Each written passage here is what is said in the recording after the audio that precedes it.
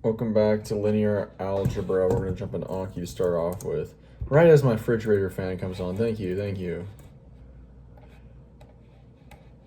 What is the column row expansion of matrix product AB? Essentially, C1 times R1 plus C2 times R2 plus ... plus C and Rn, where the C's are column vectors of A and the R's are row vectors of B. All right. What is the transpose of matrix MXN of an MXN matrix A, and how is it denoted? Well, it's denoted A to the or to the power of capital T. Transpose essentially where you're gonna flip it. You interchange the rows and the columns. So you change the rows to the columns and the columns to the rows. So it's going to be an NXM matrix. Loading. Let's go. Come on. I love that from you. From successive rows of A into successive columns and vice versa. I typed that wrong. But yeah, there we go. If a matrix is in reduced row echelon form, what must be true of the first non-zero number in a row that does not consist entirely of zeros? It's a 1. What are the coefficient matrix and augmented matrix of linear system AX equals B? The coefficient matrix is matrix A. The augmented matrix is A. Not divided by, but then the division, then B. So A and B together within one matrix. Yes. What is the trace of a square matrix and how is it denoted? It's denoted TR parenthesis capital A, and it's the sum of all the entries in the main diagonal. Good. What is the size of an augmented matrix of a linear system of M equations and N unknowns? It's going to have M, it's going to be M by N plus 1. Good. What is the numbers? What are the numbers in a matrix called entries? What is the entry in row I and column J of A transpose of A if A equals, okay, it's going to be if A equals basically in brackets lowercase a sub ij bracket, it's going to be lowercase a ji. You flip the I and the j. Suppose that A is an MXN matrix and X is an NX1 matrix. Express AX as a linear combination of the column vectors of A. All right, it's going to be essentially X1 times a column vector that starts with a 1 N. Now it's going to be A11, and then go down, it's going to be A21, and then A ... all the way down to A1M.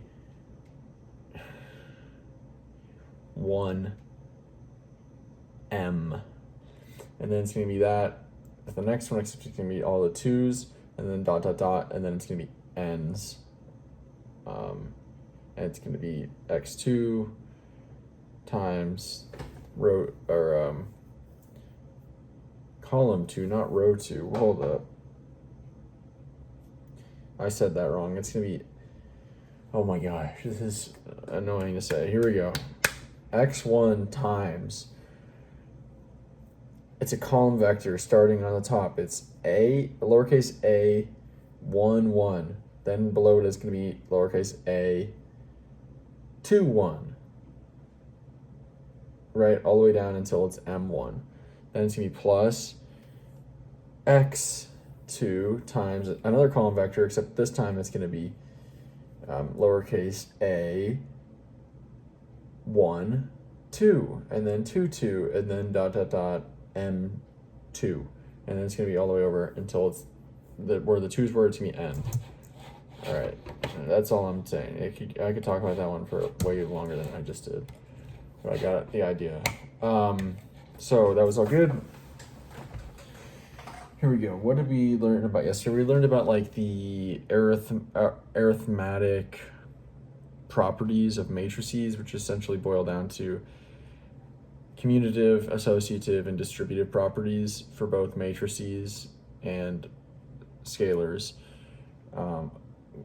in relation to matrices. Associative property being the order in which you will add or multiply the numbers or matrices doesn't matter. Commutative property being that the order in which the addition or multiplications are arranged does not change the value. And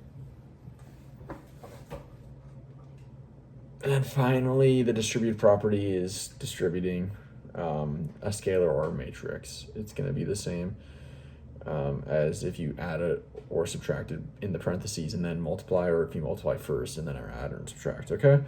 All right. Anything else? I don't know. I don't think so. Let's check.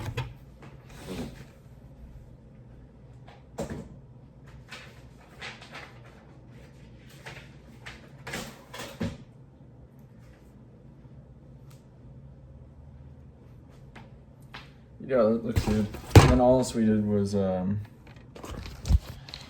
looked at a proof proving the distributive property, I believe,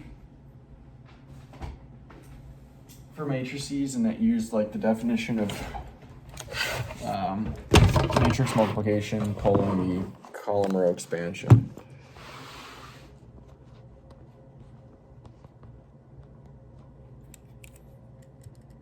Yeah, okay. And I'm going to continue reading, and then we're going to come back, and I'm going to recall after I'm done. All right, we just got through a ton of material. Funny thing is, after I'd recalled and started to read, I quickly was like, the commutative property, actually I thought it was the associative property at first, but the commutative property of matrix multiplication does not hold, right?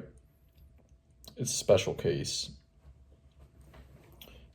A times B equals B times A in normal arithmetic, but in matrix arithmetic, A times B does not necessarily equal B times A. It can, if it does. Well, the next section was actually talking just about this, so that was interesting timing.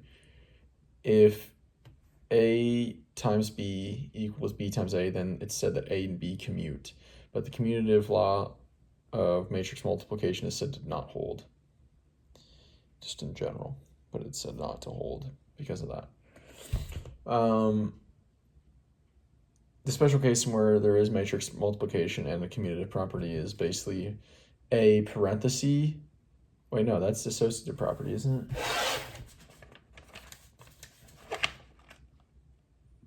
Yeah, that's associative property. Never mind. Okay. All right. So that was that. I think that section was something along the lines of not all arithmetic laws and properties transfer over to matrix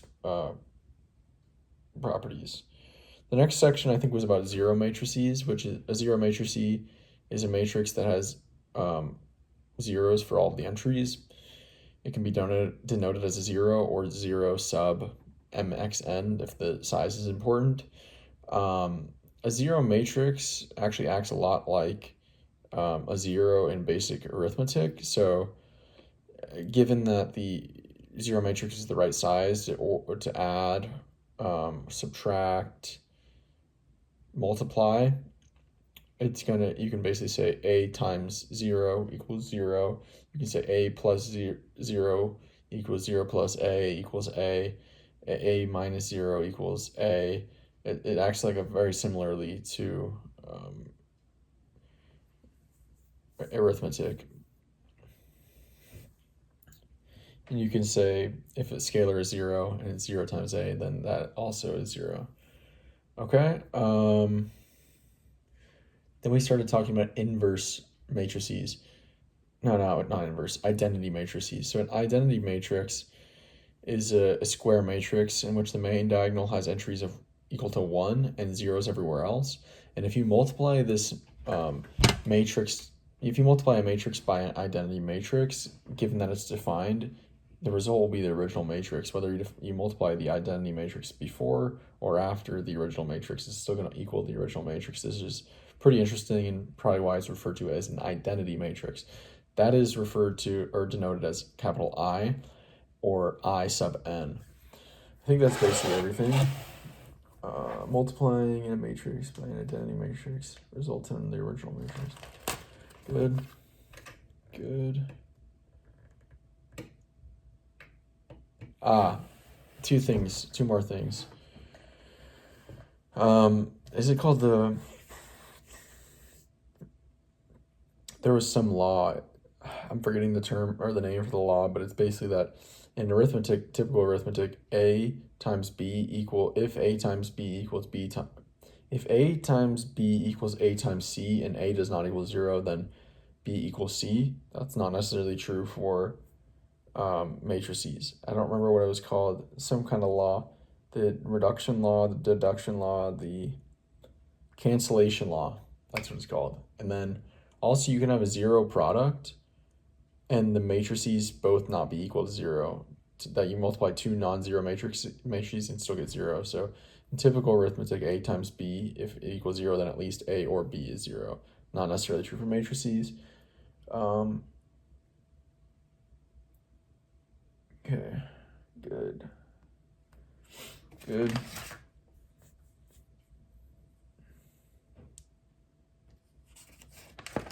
All right, so we finished that section on properties of matrix multiplication. That was the commutative property of matrix multiplication. We finished the section on zero matrices, and we're in the section on identity matrices, and we're pretty close to finishing that one up. So that's it for today. I will talk to you guys tomorrow. See ya.